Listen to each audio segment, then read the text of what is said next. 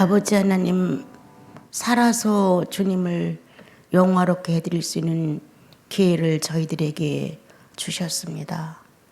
늘 저항적이고 반항하는 육체를 다스려갈 수 있도록 주의 성령의 권위를 입혀주셨고, 예 라고 순복하는 아름다운 마음을 저희들에게 넣어주셔서 주님 사랑하는 마음은 곧 나 외에 다른 사람을 사랑할 수 있는 마음으로 바꿔주셨습니다.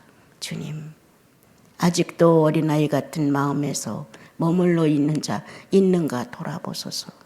이제는 장성한 분량의 그리스도를 흠모할 수 있도록 각자의 영혼 안에 그리스도와 맞춰가는 신앙의 모습이 있게 하옵소서. 육체의 요구를 다 이루려고 몸부림치지 말게 하시고 성령의 요구를 이루고 싶어서 안타까워하는 마음을 갖게 하소서.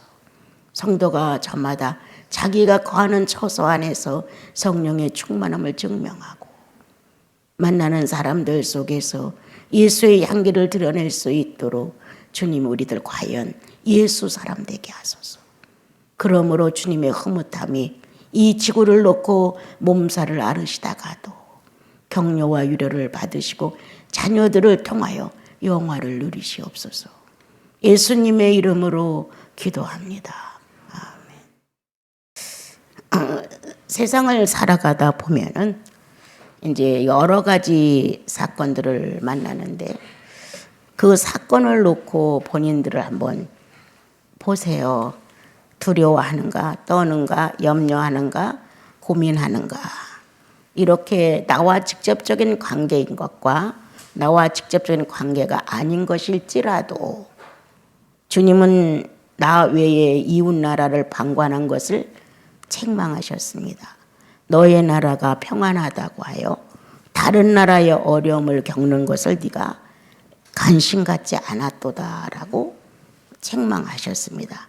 우리들은 내가 죄를 안 졌으면 괜찮지, 내가 행동을 안 했는데 뭐 이렇게 스스로를 의인으로 인정을 하고, 성도로서 하나님의 오늘 읽은 내용은 제사장들의 타락을 위해서 주님이 왜 이렇게까지 너희들이 타락을 해야 했냐 하는 내용을 우리에게 전달하셨습니다. 성령이 육체에만 온 것이 아니라 육체와 관계된 하나님과 직접적인 관계를 맺을 수 있는 영혼과 함께 하셨습니다. 나는 내가 육체와 관계된 다른 사람들, 육체와 관계되지 않은 다른 사람들, 이런 식으로 평가를 해가면서 내 마음에서 골라낸 나라가 있지 아니한가? 골라낸 사람들이 있지 아니한가? 골라내버린 어떠한 단체들이 있지 아니한가?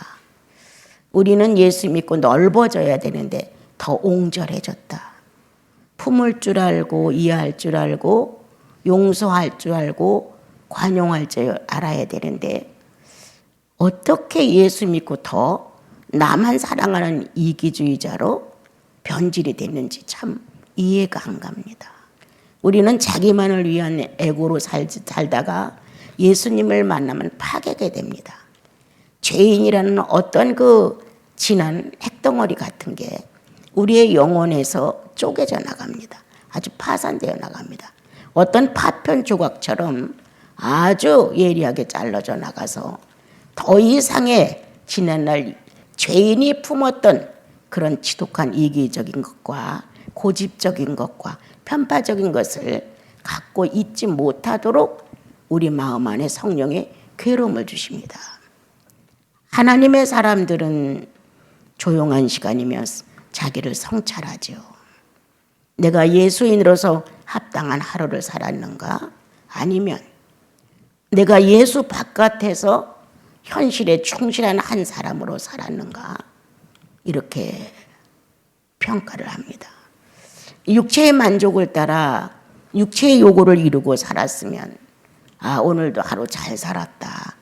뭐 크나크게 죄 짓지 않았고 특별히 뭐 유별나게 한 것도 없으니까 그저 무난한 하루로 잘 지냈다. 이렇게 생각합니다. 그러나 성령의 사람은 그렇지 않습니다. 내가 성령을 놓친 시간이 있었을까? 성령이 나의 무반응에 대하여 어려움을 겪으신 시간이 있었을까? 이렇게 육체가 행동하는 환경에 의해서 정리를 하는 게 아니라 예수님은 성령과 어떠한 관계를 맺었느냐가 중요합니다. 사건이 왔을 때 마음 아파했어. 네 사건이 아니지만 남의 사연을 듣고 무릎 꿇었어. 기도했어. 주님 앞에. 성령은 육체의 한계를 느끼는 유한적인 기도자가 되기를 원하지 아니하시고 무한대 끝없는 범위를 점령하고 또 점령하면서 기도의 순수함을 갖고 사는 성도들을 원하시죠. 누가 가르쳐주지 않아도 무릎을 꿇으면 그 나라와 그 일을 구할 수 있는 마음이 오지요. 나와 관계도 없고 이해 타산한 것도 없고 그가 나에게 요청한 게 없어도 의인은 하나님의 것이기 때문에 고민한다. 주의 창조물이기 때문에 아파한다. 내 하나님이 낳으시고 지으시고 기르시고 있기 때문에 우리는 거기에 같은 마음을 품고 아비가 된 심정으로 이웃나라를 놓고 고민한다. 악한 상황의 내용들이 돌아다니면 슬퍼한다. 내 형제 자매가 탈선하여 성령의 사람의 길로 가지 않고 죄인의 사람으로 간다면 입안이 써집니다, 여러분.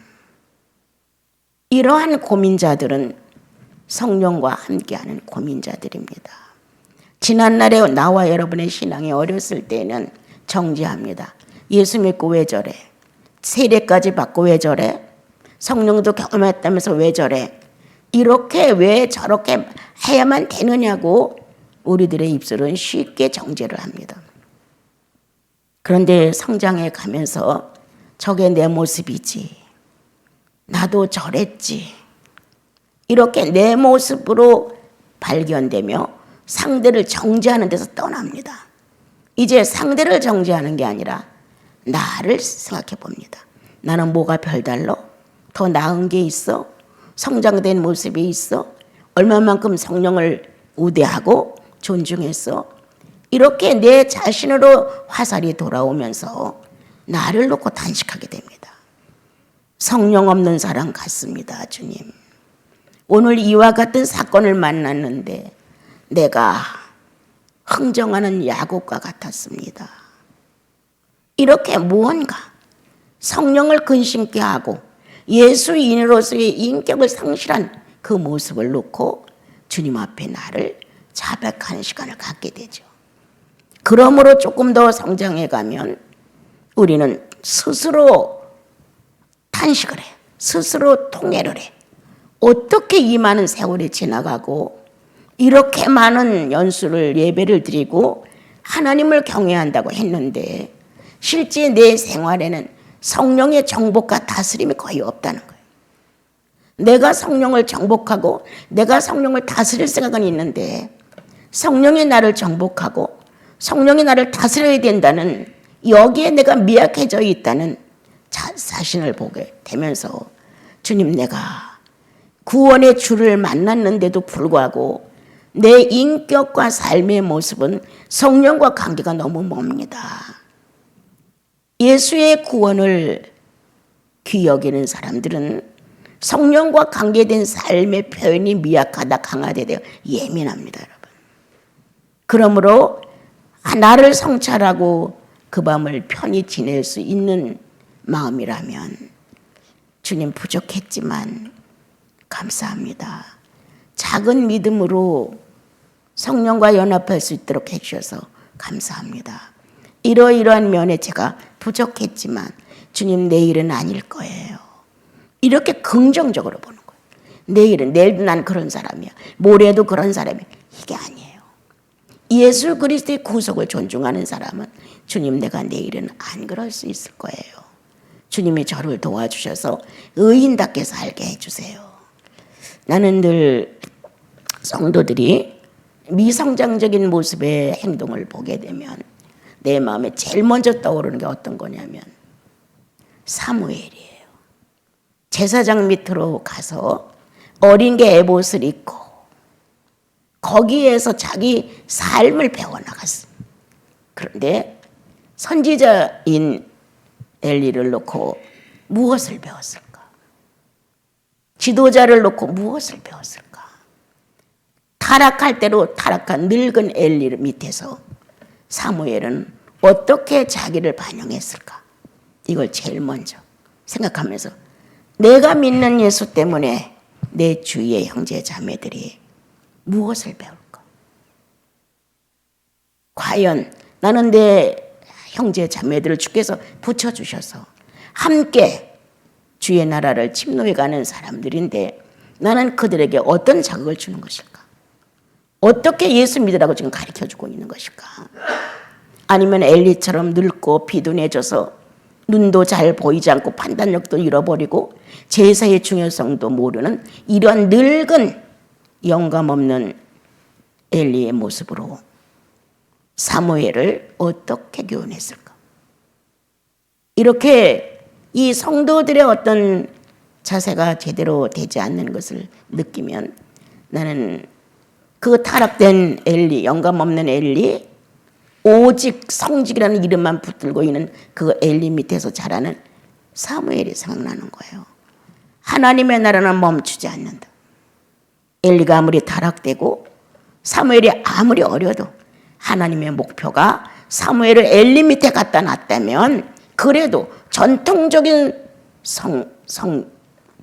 제사장 혈통을 잇기 위하여 어린 사무엘을 갖다 놓았다. 그러면 그 사무엘의 마음을 움직이는 것은 성령이시다.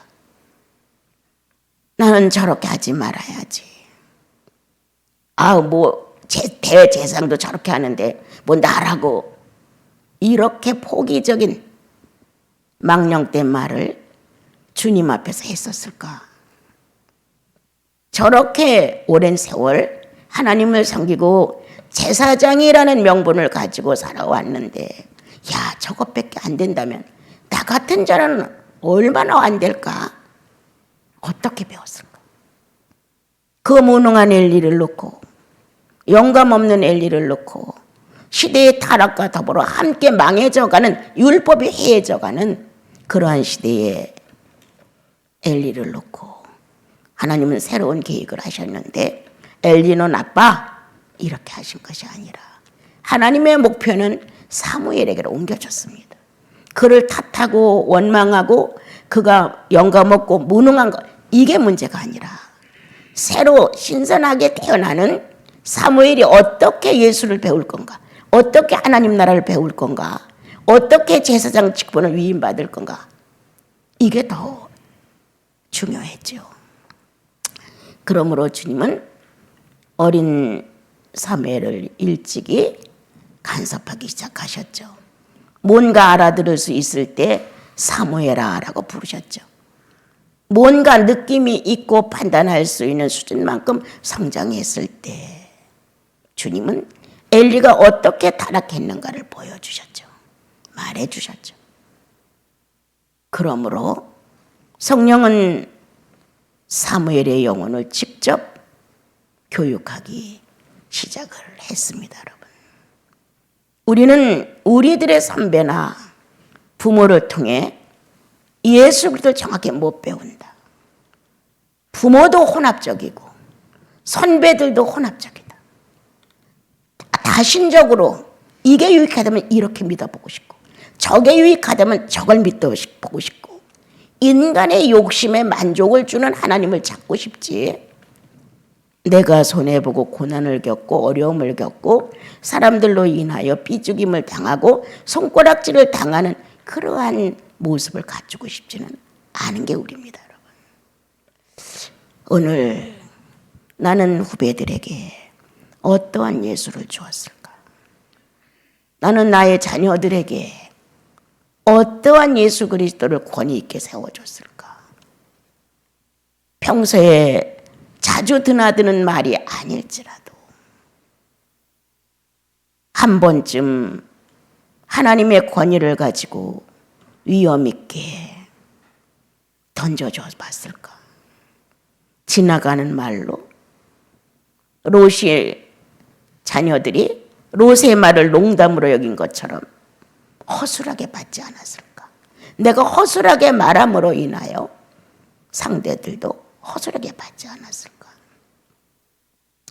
오늘 제사장 하나가 타락함으로 인하여 전 나라가 다 타락합니다.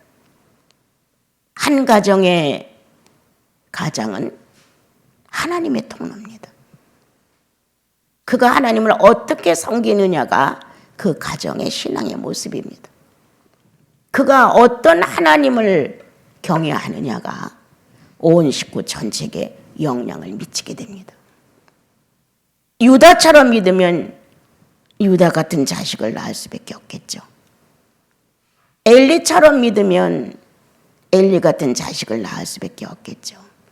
하나님의 특수한 시대 교체를 위한 혁명이 아니고서는 보통 다 그렇게 배워갑니다. 율법과 복음을 혼합해서 믿는 혼합 종교. 정말 성경에서 말해주는 죄로부터 딱 부러진 해결이 안 나와. 그리고 항상 죄라고 하는 이 단어에 억눌려가지고 양심에 조금 어긋나면 우리는 불안해. 하나님 말씀이라고 하는 말씀을 가지고 저울질을 해보면 나는 한결같지 않아. 이런 데서 자유함을 누리지 못하는 우리들의 신앙. 그리고 다시 주님께로 가면, 예수께로 가면 주님은 나를 진리로 자유케 했어. 또 여기서 위로를 받으면서 조금 자기가 자유함을 얻을 수가 있죠. 그래서 우리들은 아직도 어려. 어린 신앙 안에서 이렇게 정확한 하나님의 구원의 역사를, 그리고 죄로부터 해방을, 성령의 자유함을 누리지 못하고 사는지도 모르겠습니다. 오늘 이스라엘 민족은 왜 내가 제사장을 택했느냐, 내가 왜 제사장을 세웠느냐, 이렇게 말씀을 하십니다. 하나님의 말씀을 바로 가르쳐 달라고, 하나님의 존재의식을 살리기 위해서 성막으로부터, 제단으로부터 시작해서 성막으로 성전까지 계속 발전해 온 하나님의 장소가 있었다.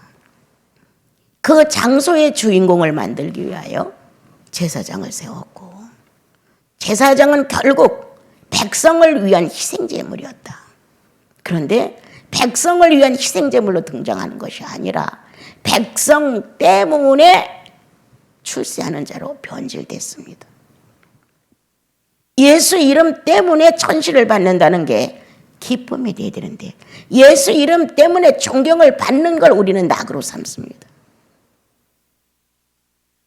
너무 거리가 먼 예수를 믿고 있는지도 몰라요. 그래서 주님이 나는 제사장을 심판하겠다. 제사장들이 잘됨으로 인하여 백성 전체가 잘 되는 것인데, 제사장이 이토록 타락됐다면 끝장났다. 너희들의 선배가 믿는 예수를 한번 바라보아라. 정말 예수냐? 정말 성경에서 말하는 영생이야? 분명한 하나님의 성령이야? 그렇다면 은연중에 우리는 어떤 사건이나 문제가 많으면 예수부터 의식이 딱 됩니다. 이분에게 손상을 입히느냐, 이분을 높이느냐, 이분을 깔아내리느냐, 이분을 존중하느냐.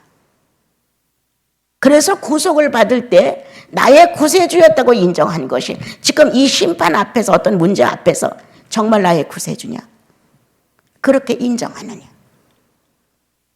그렇다면 보고 듣고 배우는 데 예민한 우리 후배들은 바로 알 것이다. 저럴 때 내 선배는 이렇게 하더라. 저럴 때 내 부모는 이렇게 하더라. 무언가 선배 입장과 부모 입장에서 삶의 어떤 은연 중에 예수 그리스도를 믿는 모습을 인식시켰다는 거예요. 이대로 해라 이런 명령이 아니고, 이렇게 믿어야 한다 이런 가르침도 아니라, 내가 믿는 예수가 영향을 미치는 거예요. 내가 사랑하는 예수 그리스도를 그에게 알게 하는 거예요. 그런데 이때 죽도록 타락했다. 더 이상 주님 마음이 돌았을 수 없을 만큼 나는 내 집이 어디에 성전 아니야. 여기서 심판을 허락한다. 거기로부터 타락이 왔다. 먼저 타락이 옴으로 인하여 전 백성이 율법을 떠났다. 그럼 율법 떠난 것까지는 괜찮아. 어떻게 했냐? 이방신을 데려왔다. 하나님이 없는 것처럼 하나님 살아계신 거 알면서도 무시하고 다른 신을 흠숭하기 시작했다. 더군다나 그 우상 숭배자들의 딸들과 그들과 혼인을 해서 잡족을 만들었다. 신앙의 잡족을. 여러분 너무 잘 알죠? 예수께서 아담을 놓고 선악과를 따먹은 이후에 생명나무까지 따먹을까 하여 추방을 시켰어요. 그리고 그 생명나무에 화영검을 두어서 지키게 하셨어요. 혼합이라고 하는 것은 돌이킬 수 없을 만큼 어려운 거예요. 예수 그리스도가 이 혼합된 나를 순결한 성령으로 새 사람 만들기 위해서 자신을 희생시킨 거예요. 우리는 엄청 다신적이죠. 그리고 아주 혼합적이죠. 이러한 데 허덕이고 있는 나와 여러분을 오직 한 분이신 예수 그리스도가 자기 자신의 모든 것을 다 희생해서 우리를 새로운 체질과 새로운 영혼으로 거듭나게 했다는 거예요. 그래서 나와 여러분 영혼 안에는 본능적으로 나의 하나님을 찾게 되어 있습니다. 본능적으로 나의 하나님. 문제를 만나면 나의 하나님, 나의 주님, 나의 예수요. 이게 자기 마음 안에서 터져나오게 됩니다. 내가 제사장을 세운 것은 왜? 율법을 바로 알게 전하게 해달라고, 속죄법을 통해서 죄가 용서받는 걸 가르쳐주라고, 하나님과 교제하기 위해서 관계를 맺는 백성이라는 걸 알게 하기 위해서. 그래서 양을 잡아 속죄법을 가르쳤고 많은 계명을 보내서 삶의 윤리와 도덕을 가르쳤다. 사람은 짐승이 아니라고 하는 걸 가르쳐주기 위해서. 그리고 이방 사람들은 거의 다 짐승에 가까운 본능으로 살았기 때문에 주님은 그들과의 결합을 굉장히 싫어했다. 그러한데 그들은 그렇게 살고 있었다. 그러므로 하나님의 마음은 이제 제사장이라는 이 명칭에 어마어마한 해이를 느끼시고 내 마음대로 정리를 해버리겠다. 우리는 이제 예수 그리스도를 만났습니다. 심판을 받을 자격도 없습니다. 구약은 그렇게 하나님께서 가르쳐준 대로 살지 아니하면 현실적으로 재앙을 보내서라도, 전쟁을 보내서라도, 전염병을 보내서라도 심판을 하셨습니다. 그리고 하나님 살아계신 존재를 알리면서 새롭게 시작을 또 하셨습니다. 그래서 심판과 구원은 꼭 같이 갔습니다. 내가 예수 믿을 때 내가 잘못했으나 내가 죄인이 했어요. 이제 알았어요. 이렇게 고백하는 건 심판받는 것입니다. 그리고 심판이 끝나고 나면 주님이 내 하나님이시고 아버지를 고백하게 됩니다. 심판과 구원은 함께 갑니다, 여러분. 그런데 우리들은 예수 그리스도를 통해서 구원을 받았어요. 이미 그리스도가 받은 심판 속에서 나와 여러분은 거듭났어요. 그래서 자격도 없는 이방인 우리들에게 왕 같은 제사장이야. 이 말이 어울리지가 않아요. 이스라엘 민족은 아마 선민이었고 성민이었으니까 이 말이 이해가 될 수 있을 거예요. 하나님의 친백성이라는 자부심을 갖고 등장을 했으니까. 그런데 이방인 우리들은 개같이 살았어요. 짐승이에요. 어떻게 보면 짐승만도 못한 질서를 갖고 살아요. 그러다가 예수님을 만났어요. 예수 그리스도를 어떻게 만나느냐가 중요해요. 속죄양으로 정말 만났느냐? 내 죄를 속죄양으로 만났기 때문에 죄가 용서되고 새로운 생태계가 열렸느냐? 죄인처럼 살던 시대가 싫어졌느냐? 그건 생태계가 바뀐 거다. 우리 영혼의 인격의 본질이 바뀌었어요. 영혼의 인격의 본질이 바뀌면서 그 본질이 어울려 살 수 있는 생태계가 달라진 거예요. 그런데 이 생태계가 어떤 것이냐? 성부의 속성이었다. 이 생태계가 어떤 거냐? 성자의 속성이다. 우리가 살아갈 수 있는 생태계가 어떤 거냐? 성령의 속성이다. 우리는 구약을 통해서 자비와 인자와 긍휼과 정직과 성실이고 이런 하나님의 생태계를 안다는 거예요. 속성을 안다는 거예요. 거기서 사는 게 성도의 생태계예요. 그리스도를 통해서 희생과 겸손과 사랑과 구원과 많은 걸 배웠어요. 그게 우리들의 생태계예요. 다시 성령은 9가지 열매를 가지고 아주 노골적으로 하나님의 성도를 통해서 공개하셨어요. 나는 사랑이야. 나는 희락이야. 나는 겸손이야. 나는 인내야. 나는 온유야. 9가지 인격의 결실을 가지고 우리들 구원받은 영혼들에게 도전장을 내셨어요. 난 네 속에서 이렇게 살고 싶어. 내가 예수 그리스도를 십자가에 못을 받고 너를 구원함으로 인하여 하나님의 생존자를 만들기 위하여 성령이 들어가셨어요. 그때부터 나와 여러분 영혼 속에는 소원이 생겼어요. 나도 하나님처럼, 나도 예수님처럼, 나도 성령의 요구를 이루며 살고 싶어. 이건 본능이에요. 안 되기 때문에 안타까워하고, 안 되기 때문에 조금은 절망도 하고, 안 되기 때문에 때로는 탄식도 하고, 어떻게 해야 돼? 이러한 어떻게 해야 되느냐는 반문도 나올 수 있는 거예요.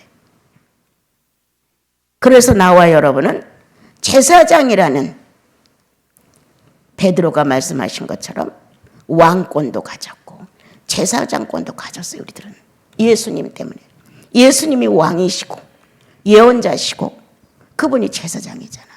우리는 이 세 가지를 하나로 묶은 예수 그리스도를 구세주로 만났어요. 그러므로 우리 안에는 무한대의 제사장의 권위가 있다. 우리 안에는 왕 같은 권위가 있다는 거예요. 공의와 인자와 자비로서 왕 같은 권위가 있어요. 권력자가 돼서 무시하고 짓밟고 하는 게 아니에요. 배고픈 자에게 밥 주는 권한이 있어요. 우리들에게는. 목마른 자를 만나면 뛰어가서 물이라도 떠서 먹여서 보내야 돼요. 벌벌 떨고 있으면 옷이라도 갖다 입혀야 되는 거예요. 이렇게 하나님은 왕 같은 권위와 신령성에 대하여 제사장 같은 권위를 입히셨어요. 무조건 하나님 말씀만 갖고 산다고 해서 권위가 입혀져요. 얼마나 관리를 해야 되냐 제사장은. 성결이다. 제사장의 특징은 성결이에요. 성결함으로 모든 백성도 성결케 해달라는 게 하나님의 부탁이에요. 그래서 그 말씀을 낭독하고 그 말씀대로 살아가도록 가르쳐주고 안 돼서 죄를 지면 1년에 한 번씩 속죄제를 제사를 지내주고 속건제, 번제, 화제, 소제 같은 것들을 수시로 전달을 했단 말이에요. 이래서 성결한 하나님의 백성, 거룩한 백성, 진실한 백성, 하나님을 본받는 백성. 근데 신약에 와서는 더더욱이 성령이 침노해서 자리를 잡으셨어요. 귀로 들어서 눈으로 봐서 이런 하나님이 아니라는 거예요. 시청각 교육의 하나님이 아니죠. 신약은. 내 내부 안에 정착하셨죠. 누가? 전능자가. 어떤 전능자가? 생명을 살리는 전능자가. 하나님의 전능 중에 가장 큰 전능이 뭘까요? 한번 생각해 보십시오. 아브라함에게 제일 먼저 나는 전능한 하나님이야. 뭐에 대하여? 생명에 대하여. 나는 이 사람이 내 아들일 거예요. 이 사람이 낳으면 내 아들일 거예요. 이런 식으로 아브라함은 갖고 있었지만 나는 전능자야. 내가 너에게 자식을 줄 수 있어. 생명의 전능자로 나셨단 말이에요. 제사장이 할 수 있는 건 뭐예요? 평강과 뭐를? 생명을 주는 거예요. 죽을 만큼 죄를 졌어도 제사장이 하나님의 법도에 충실한 삶을 살았다면 그를 데려다가 제사를 지내주는 거예요. 생명을 살려주는 거예요. 양을 잡아 속건제가 필요해, 속죄제가 필요해, 화목제가 필요해, 번제가 필요해. 그 사람에 해당될 수 있는 제사법을 실시해서 그를 살려주는 거예요. 내가 하나님이 일일이 못하니까 제사장을 세워서 하나님의 백성들을 죄로부터 해방시켜서 살려주는 거예요. 그렇게 살아난 백성들은 기쁨이 있죠. 속죄를 하고 나면 자신감이 생기잖아요. 무언가 자신감이 없다는 건 눌리고 있다는 뜻이에요. 그래서 나가도 복, 들어가도 복을 받는다고 하니까 우리는 무슨 황금 덩어리가 기다리고 있는 걸로 착각을 하는 거예요. 예수인에게 가장 들어가도 복, 나가도 복은 뭐예요, 여러분? 요한복음에 뭐라고 정리하셨어요? 들어가며 꼴을 얻고 나가며 꼴을 얻는다. 생명의 양식을 얻는 그런 건강한 거. 건강한 영혼. 예수 그리스도가 건강하지 않았더라면 십자가를 질 수 있었을까요? 한번 생각해 보세요. 그의 생각이 건전하지 않았더라면 복수하지 않았을까요? 이렇게 건강한 양식을 우리는 먹는다고 믿고 있습니다, 여러분.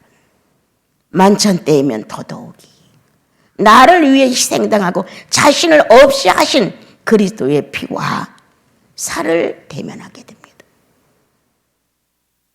양식 아니에요. 구원받은 자가 가장 감격할 수 있는 양식 만찬 아닙니까? 그 떡덩이와 하나의 포도잔이 중요한 게 아니라 내 삶에서 그분의 떡덩이가 되어줬던 사건이 있습니다. 그분이 목마를 때 포도주 한 잔을 줄 수 있었던 사건들이 있느냐 이거예요. 그게 만찬이에요.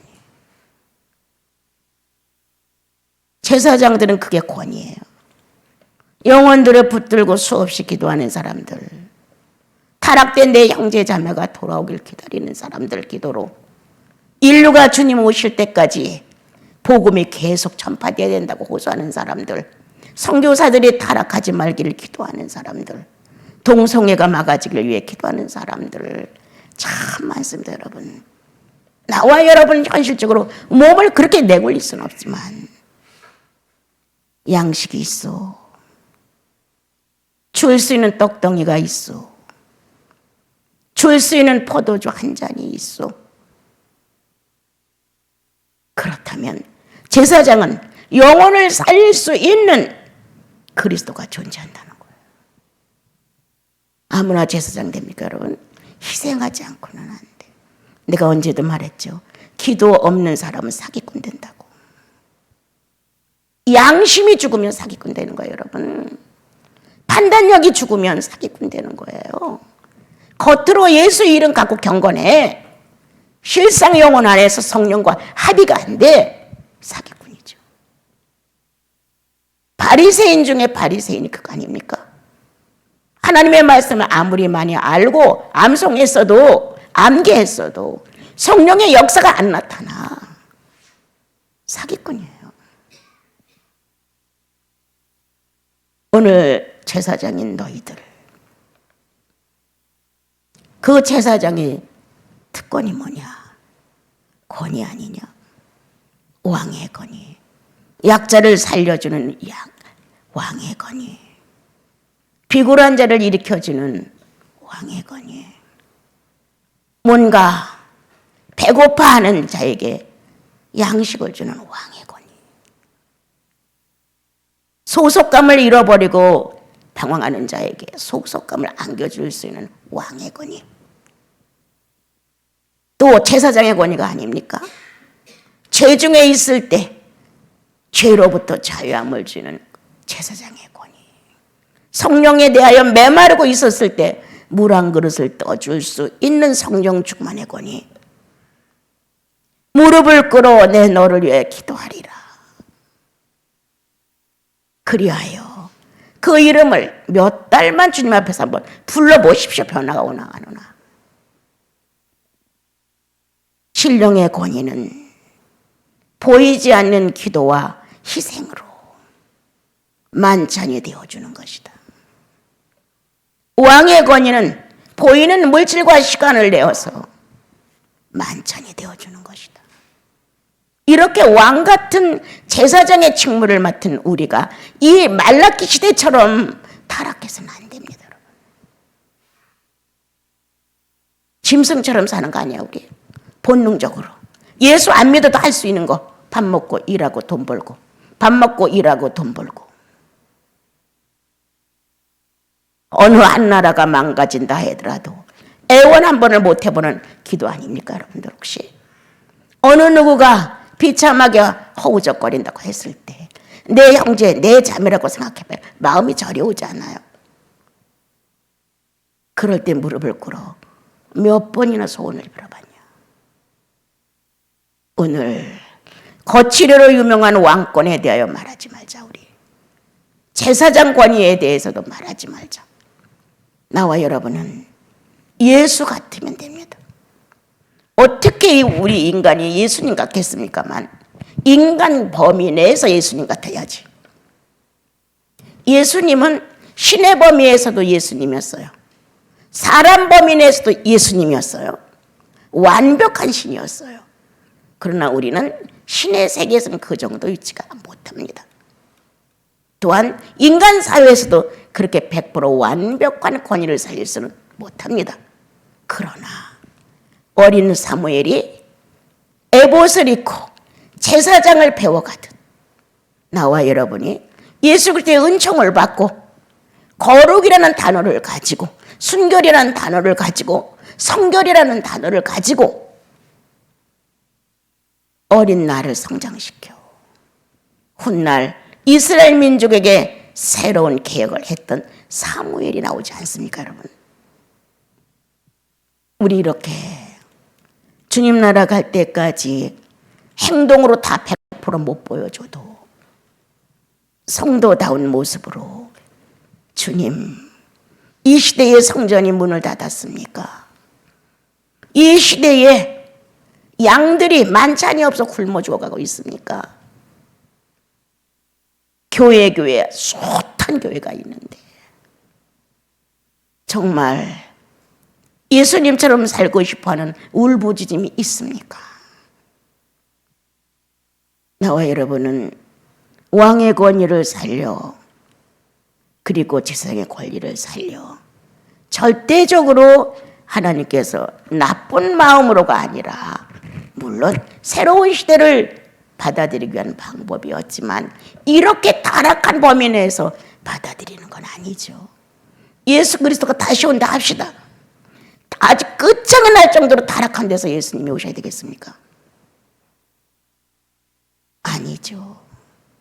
어디선가 영혼들이 반짝이고 어디선가 목마르게 기다리고 어디선가 사모의 찬송이 있고 어디선가 희생의 기도가 있는 그 시대를 타고 예수님이 오셔야죠. 그게 바로 우리들이 할 일 아닙니까 여러분? 그래서 주님은 제사장을 이렇게 세웠는데도 불구하고 말씀을 무시하고 타락했다고 나는 심판하리라 이렇게 말씀하셨어요.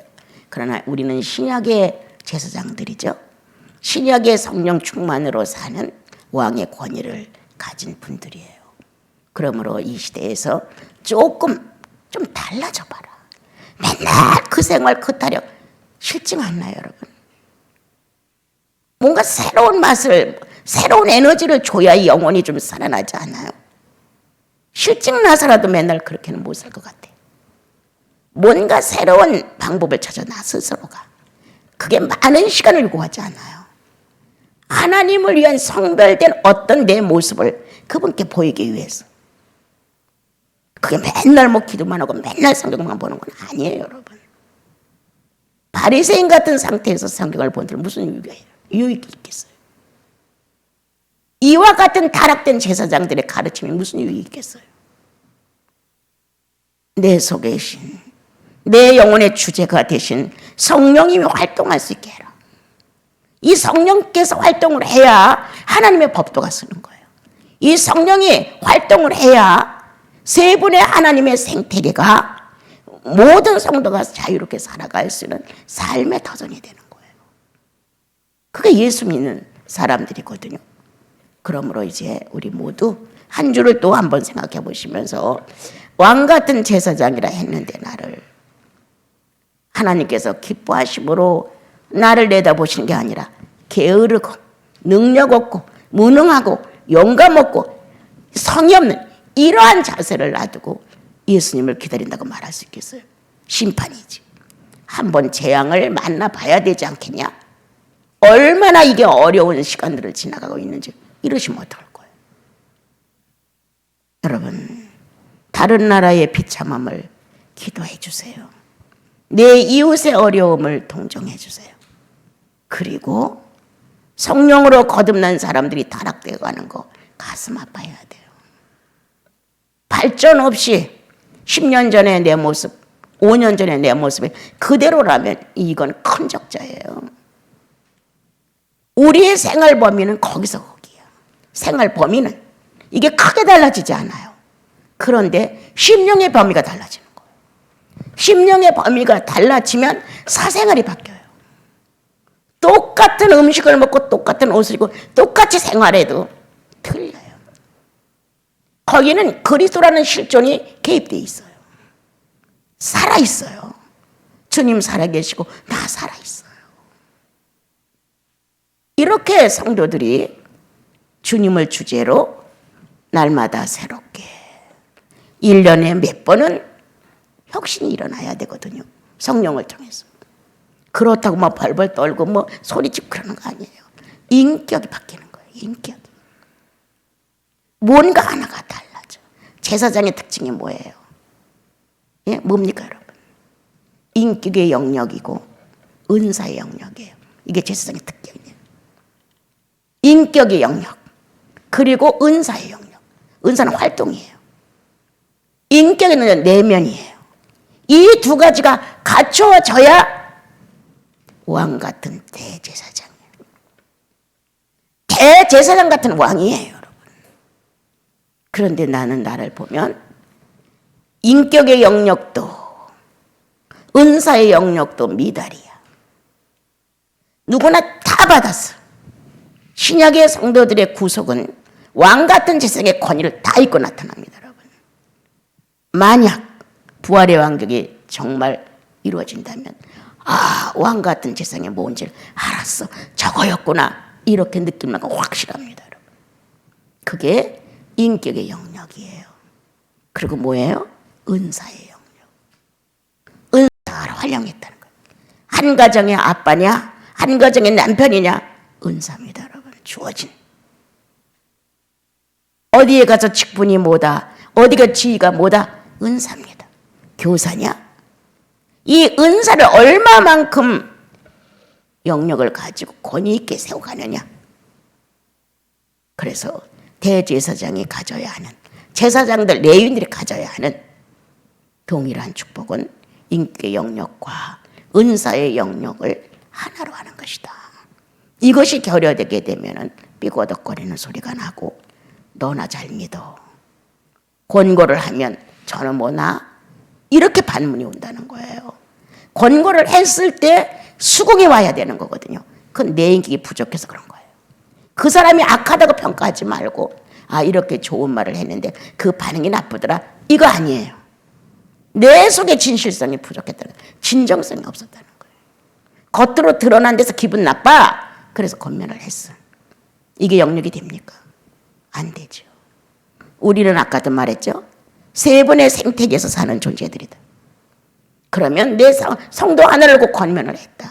그때 하나님의 생태계에서 살아온 능력이 나가는 거예요. 성자와 더불어 사는 생태계에서 능력이 나가는 거예요. 이러므로 우리는 서로 굴복해 준다. 멋있는 성령 안에서 내 형제의 권면이 나를 굴복시킨다. 성령과 합의된 인격이라서 내가 전달한 마음이 상대가 감동을 받는다. 왜?